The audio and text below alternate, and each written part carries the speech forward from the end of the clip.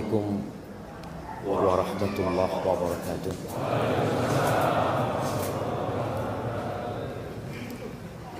Alhamdulillah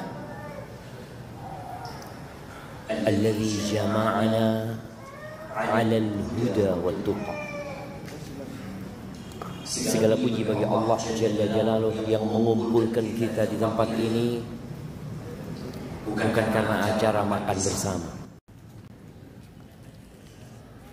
tapi kita berkumpul di tempat ini karena sama-sama dikasih hidayah sama Allah Azza wa Jalla. Sama-sama ingin menjadi insan yang bertakwa.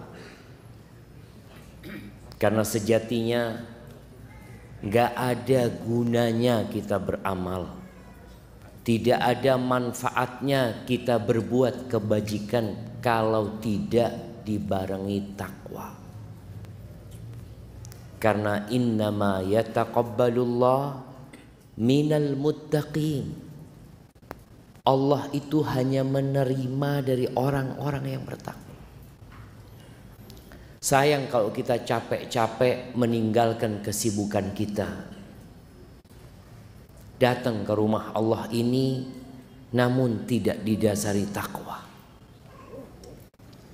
Maka semoga Allah Azza wa Jalla menerima amalan kita dan mengampuni dosa-dosa kita. Nabi Ibrahim alaihissalam ketika membangun Ka'bah, apa doanya? Rabbana taqabbal minna innaka antas sami'ul alim.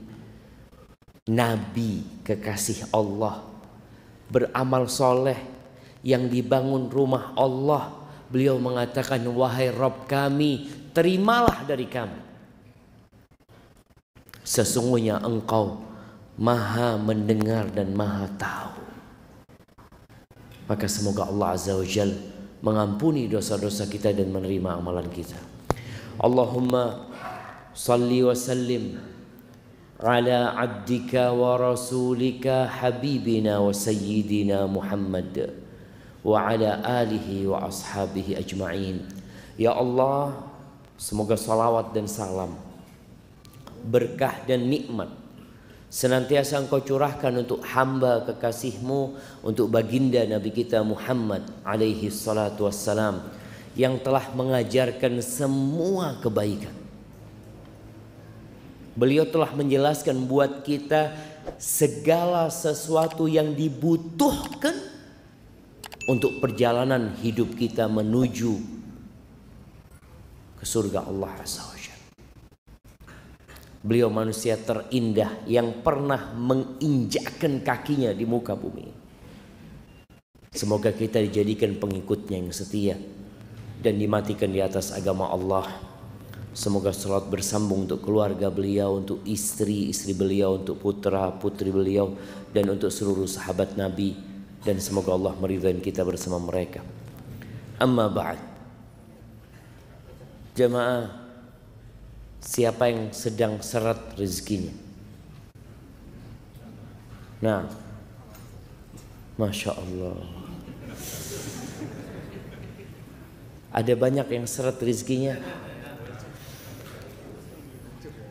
Iya, kita jujur jamaah, jujur. Datang ke pom bensin, kok naik? Astagfirullah. Biasa dapat 1 liter, sekarang nggak sampai 1 liter. Ana baca juga bis-bis Patas Bungurasih ke Jember sepi, kata dia.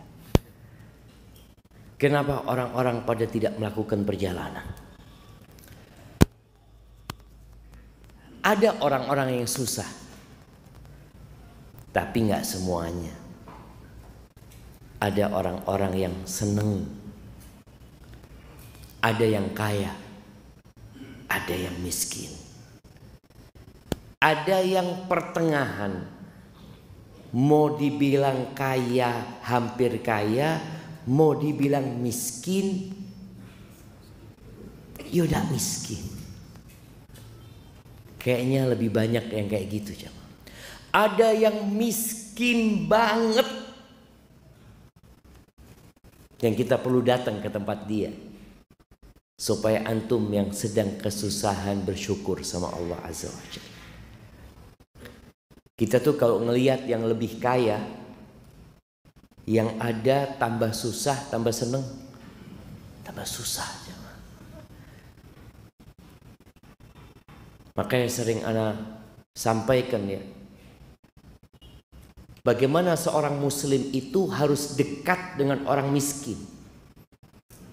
Kata siapa? Kata Nabi SAW.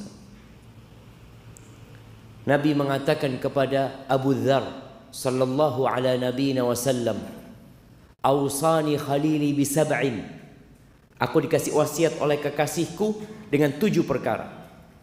Di antaranya, ausani bihubbil masakin waddunu minhum. Aku dikasih wasiat agar aku cinta kepada orang-orang miskin dan dekat sama mereka. Bukan hanya cinta, dekat sama mereka. Datang ke rumahnya, lewat rumahnya, berbagi kepada dia. Kemudian beliau juga berwasiat kepada Abu Dzar radhiyallahu taala an, wa ausani an anzura ila man huwa asfala minni. Dan dia memberikan wasiat kepada aku agar aku melihat kepada yang di bawahku, supaya enggak susah. Karena kita lihat dunia ini tempat pamer, tempat berbangga-banggaan. I'lamu, Allah mengatakan, ketahuilah, annamal hayatud dunya la'ibun wa lahwun wa zinatun wa tafakhurun bainakum wa takathurun fil amwali wal aulad. Kehidupan dunia itu hanya permainan, hanya senda gurau. Antum lihat orang main bola, serius jamaah dia jamaah, lari sana, lari sini. Mas, iki perak dolen mas. Iya. Dia serius untuk permainan, main-main untuk ibadah. Banyak yang kayak gitu jemaah. Ketika ibadah cepet-cepetan. Kehidupan dunia gitu. Wazina, perhiasan. Orang ingin berhias. Coba kita lihat. Sebagian orang itu malu kalau bajunya podo. Loh, kok podo rapiku? Dia itu tidak kepingin gitu loh. Kepingin lain, kepingin tampil lebih bagus ya, seperti itu. Dan tempat berbangga-bangga. Kenapa kita dikasih wasiat supaya dekat sama orang miskin? Supaya nggak kena penyakit berbangga-banggaan. Itu kehidupan dunia. Banyak-banyakan harta. Banyak-banyakan harta. Mau dibawa kemana? Banyak-banyakan anak. Berapa anaknya? Baru 12. Langsung down kita. Anak cuma 2, ini 12.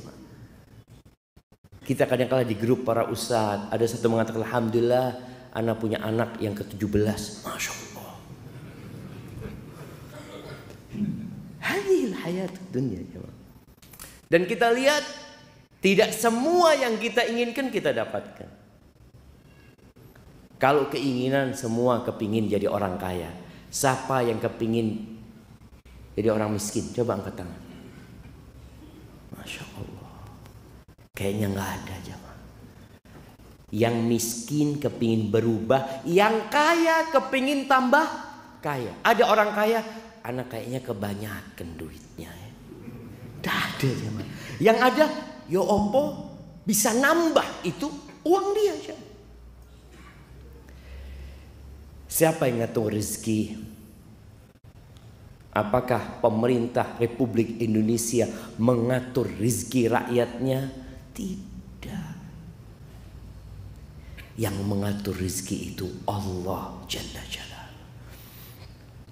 Jamaah rahimakumullah, ada yang ingin punya anak. Ini bicara rizki. Ada yang sudah punya anak kepingin nambah anak. Ada yang ingin anak laki-laki. Ya Allah, anak-anak perempuan semua Ustaz. Kapan ya punya anak laki? Cak lihat istri anak wis tuwe. Apa harus? Ada yang kepingin. Kita lihat ada orang kepingin punya anak laki-laki. Semuanya anaknya perempuan. Ada yang kepingin punya anak perempuan. Dia ngelihat, ya Allah, lanang meneh lahir. Astagfirullah. Ada yang mandul tidak punya anak. Siapa yang mengatur itu semua? Allah. Jangan sembarangan ke dokter. Kadang kala ada yang berangkat ke dokter. Oh, dokter ini hebat. Semua yang ke sana punya anak. Sukses. Antum tahu di Amerika ada seorang dokter yang ternyata puluhan anak itu pakai spermanya dia. Dia proses bayi tabung ya. Ya namanya ada orang-orang yang nggak amanah. Dia datang, dokternya tahu ini spermanya nggak bisa membuahi. Tapi kata dokter itu aman, masuk. Oh, hamil, makasih banyak dok. Ternyata ditemukan itu pakai spermanya dia. Kita perlu berhati-hati. Ada jalan yang harus ditempuh. Di surat Asy-Syura ayat 49-50. Allah Azza wa Jalla mengatakan lillah mulkus samawati wal ard. Milik Allah kerajaan langit dan bumi. Bumi ini kecil jemaah dibandingkan dengan yang ada di langit sana.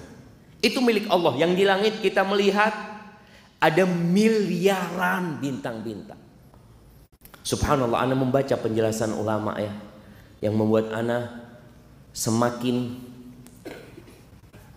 yakin dengan kebesaran Allah SWT. Langit yang 7 lapis itu ternyata transparan. Dari satu langit ke langit selanjutnya. Bintang-bintang yang kita lihat itu tidak semuanya di langit dunia ini. Sebagian ada di tempat-tempat yang tinggi sana. Dan nanti ketika orang masuk surga, itu akan dikasih seperti orang yang paling kaya di muka bumi ini 10 kali lipatnya. Kalau cuma surga itu sebesar bumi ini, tidak cukup jemaah. Anak ya Allah, apa mungkin nanti di planet-planet itu jadi surga ya? Tapi yang jelas, luasnya surga seluas langit dan bumi ini. Milik siapa semua itu? Lillah. Makanya orang kalau kena musibah, apa kata dia? Inna lillah. Kita ini tidak dua apa-apa. Kita tuh milik Allah. Yakhluqu ma yasha. Allah menciptakan apa yang Allah kehendaki. Kita kadangkala kepingin punya anak ya yang kalau minum kopi lewat lehernya kelihatan. Masya Allah. Dilihat, loh kok kalau minum susu kelihatan ya. Kebalikannya. Dia kepingin punya anak yang putih, tapi tahu-tahu nggak putih. Mirip sopo anak itu. Allah yang menciptakan jemaah. Makanya sebagian orang berpikir saya mau cari istri yang cantik, mau memperbaiki keturunan. Ternyata anaknya melok mbay. Siapa yang mau disalahkan jemaah? Kenapa? Karena yang menciptakan itu Allah Azza wa Jalla. Lalu kata Allah, yahabu liman yasha inatha. Sebagian orang dikasih anak-anak perempuan semua. Wa yahabu liman yasha'udz dzukur. Sebaliknya, ada yang semua anaknya laki. Au yuzawwijuhum dzukranan wa inatha. Ada yang anaknya Masya Allah berpasang-pasang. Masya Allah. Ana bersyukur sama Allah, ana punya anak sekarang 6. 3 perempuan, 3 laki. Tapi ada yang anaknya 9, semuanya perempuan. Siapa yang menentukan itu? Allah. Wa yaj'alu may yasha'u aqima. Dan sebagian orang Allah jadikan mandul. Sebagian suami menyalahkan istrinya yang gak punya anak loh. Aku gak bisa berbuat apa-apa. Ya sudah ketentuan Allah. Kata Allah, innahu alimun qadir. Allah itu maha tahu dan maha kuasa. Artinya semua yang mengatur itu Allah Jalla Jalaluhu. Ahibati fillah. Kalau semua orang dikasih rizki tanpa batas. Nih kita bicara rizki sekarang. Yang seret rizkinya, yang tersendat-sendat rizkinya. Kalau semua orang itu dikasih kekayaan seperti Elon Musk. Mas Elon. Iya, dikasih harta kayak Mas Elon. Kira-kira ono sing ngaji ndak ya? Allah Azza wa Jalla mengatakan walau basatallahu rizqa li'ibadi di surat Asy-Syura ayat 27. Walau basatallahu rizqa li'ibadihi fil ardi li'ibadihi la baghaw fil ardi. Apabila Allah membentangkan rizki buat hamba-hambanya, pasti mereka akan membuat kerusakan. Akan bertindak melampaui batas. Karena harta itu ada efek samping buruknya. La baghaw fil ardh. Terus kata Allah, walakin yunazzilu biqadarin ma yasha. Tapi Allah turunkan rizki itu dengan kadar yang sudah Allah kehendaki. Ono takrane. Maka kita lihat subhanallah ada orang yang di PHK. Pada waktu dia kerja dia dapat gaji 5 juta. Di PHK dia berpikir, ya Allah, ana mau makan apa Pak Ustaz? Tahu-tahu sekarang jadi pengusaha, omsetnya 500 juta. Siapa yang menentukan itu? Allah. Antum di PHK pun dengan takdir Allah Azza wa Jalla. Maka kita perlu berbaik sangka sama Allah yang sedang seret rizkinya, yang sedang tersendat-sendat, padahal bulan depan bayar kontrakan Ustaz. Apa kata Allah? Innahu bi'ibadihi khabirun basir. Sesungguhnya Allah itu maha melihat, maha mengetahui secara detail tentang kondisi hamba-hambanya. Allah tahu antum sedang susah. Terus ya siapa yang kasih rizki? Allah kan. Ya udah kau minta sama Allah. Datang sama Allah Azza wa Jalla. Ahibati fillah, kita perlu punya iman yang membuat hidup kita tidak menderita. Apakah orang kaya itu berbahagia? Belum tentu. Apakah orang miskin itu berbahagia? Belum tentu. Tergantung kondisi imannya. Ketika seorang beriman bahwasanya rizki itu sudah ditetapkan ketika kita berumur 120 hari.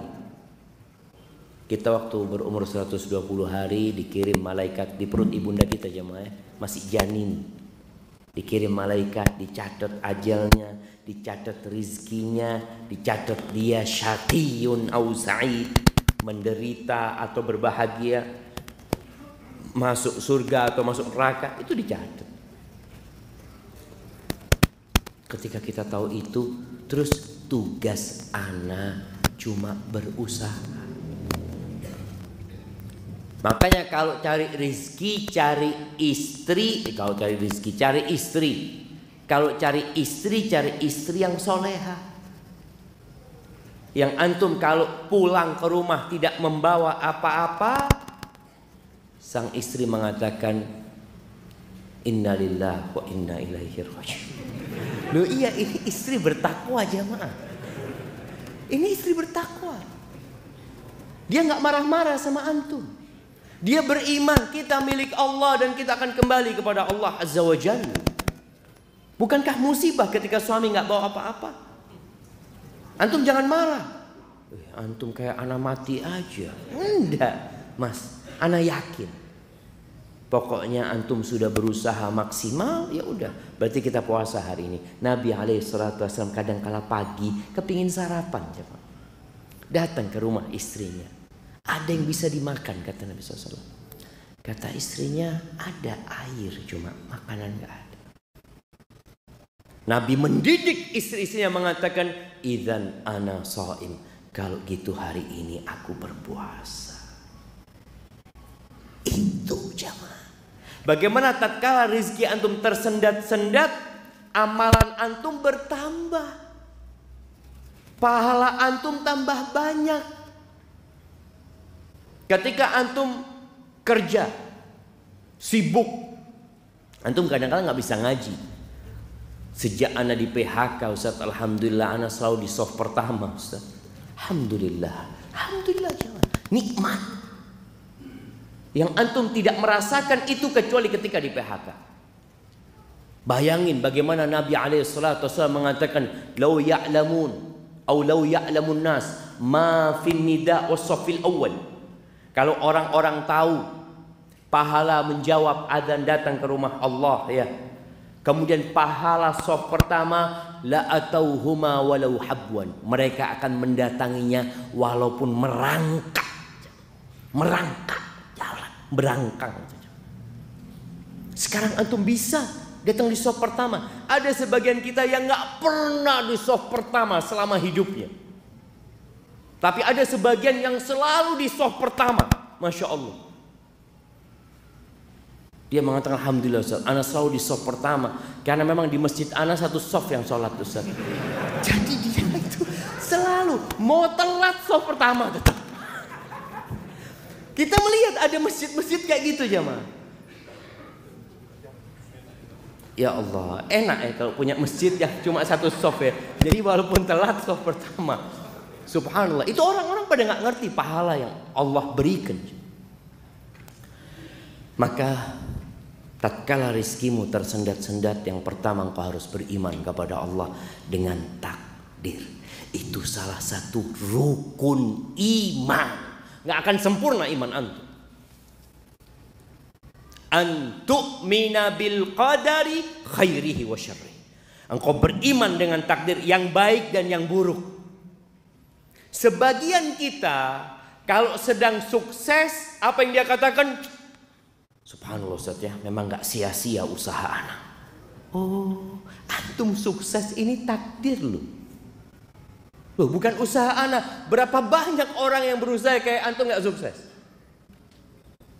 Antum pernah lihat, antum pernah merasakan orang mancing jemaah. Mancing di kolam yang sama, dengan umpan yang sama. Yang satu seret, oleh meneng. Antum perbaiki, lempar lagi, dia narik lagi. Masya Allah kata dia. Apa masalahnya? Usaha dia, ketakwaan dia, lah takdirnya dia. Maka di sini jangan sampai antum ketika sukses antum lupa dengan takdir. Yang antum ingat usaha, perjuangan, sekolah, ilmu, pikiran. Oh enggak, itu takdir Allah kasih sama antum. Apa kata Allah? Wa ma bikum min ni'matin faminallah. Tidak ada satupun nikmat yang ada pada diri kalian melainkan itu dari Allah Azza wa Jalla. Maka berimanlah antum. Ketika susah pun beriman. Sebagian orang kalau susah, iya, kayaknya memang takdir Ustaz. Antum kemarin sukses bukan takdir. Enggak Ustaz, itu memang Anda berjuang Ustaz. Jemaah, tolong beriman. Kita beriman bahwasanya Allah telah menetapkan segala-galanya. Kemudian ketahuilah bahwa rizki dan ajal itu berbarengan. Ana izin minum dulu ya, bismillah.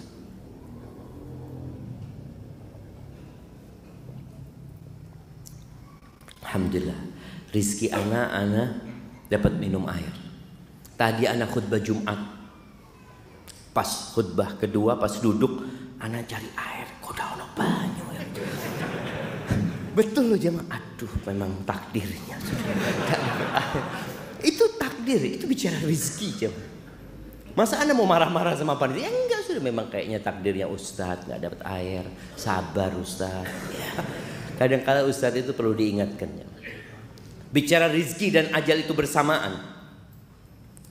Nabi alaihi salatu wassalam pernah mengatakan, innahu laisa syai'un yuqarribukum minal jannah wa yuba'idukum 'anil nar illa qad amartukum bihi. Kata Nabi SAW, tidak ada sesuatu pun yang mendekatkan kalian ke surga dan menjauhkan kalian dari api neraka, melainkan aku sudah perintahkan kepada kalian.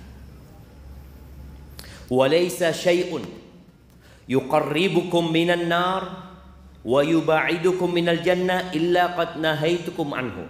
Dan tidak ada satupun perkara yang mendekatkan kalian ke neraka dan menjauhkan kalian dari surga, melainkan aku sudah larang kalian untuk melakukannya.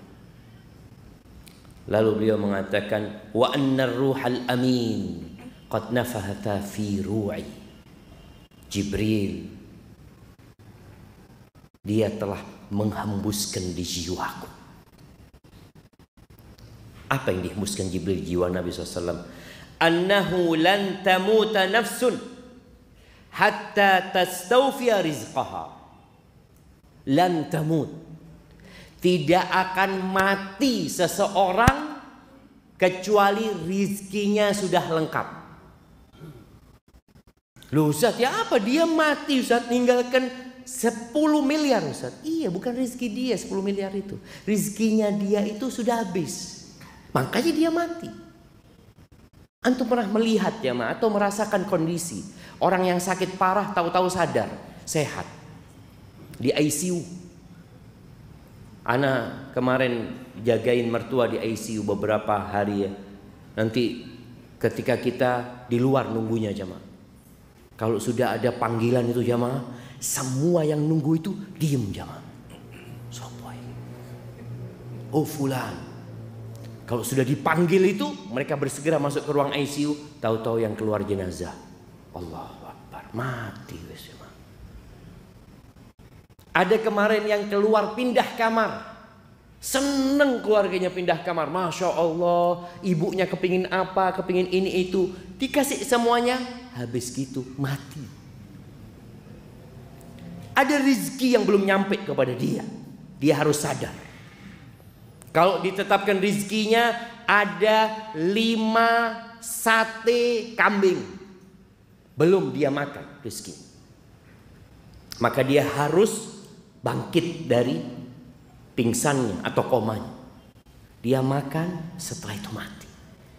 Ada yang minta jus ya ketika bapaknya sadar, bapak kepingin apa? Jus jeruk ya? Iya ya, bismillah. Dibelikan jus jeruk, dikasih ke orang tuanya, beberapa sendok dikasih, habis gitu bapak mati. Karena ada jeruk yang tertulis dalam catatan dia, belum dia habiskan. Yang tersisa fatarikuhu linnas, punya orang yang tersisa itu. Makanya banyak orang menimbun harta bukan milik dia. Dia cuma kerja capek, taruh lagi, taruh lagi. Punya siapa Pak? Punyaku. Kata anaknya, belum tentu Pak. Belum tentu. Wallahi cuma ada anak yang bapaknya sakit, dia pikir, kok bapak kita mati ya. Ngomong sama keluarganya, nanti kira-kira dikuburkan di mana bapak ini? Bapaknya masih sakit ini, sudah musyawarah. Tahu-tahu bapaknya sehat. Loh, kok waras? Subhanallah jemaah, berapa banyak anak yang mati duluan? Masya Allah.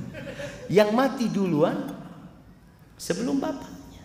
Ada bapak yang mengantarkan anaknya ke kuburan, nguburkan anaknya. Kenapa? Semua punya ajal dan punya rizki.